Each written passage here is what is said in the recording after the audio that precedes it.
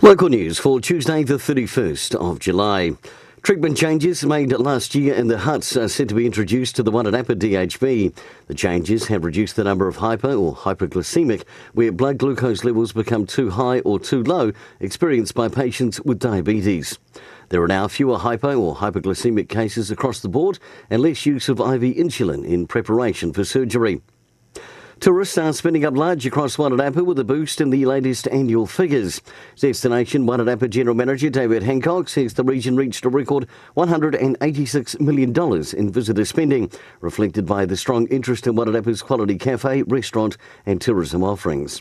Carterton led the way in domestic spending, up 22.5%, while Masterton led in international spending, up 12.5% year on year.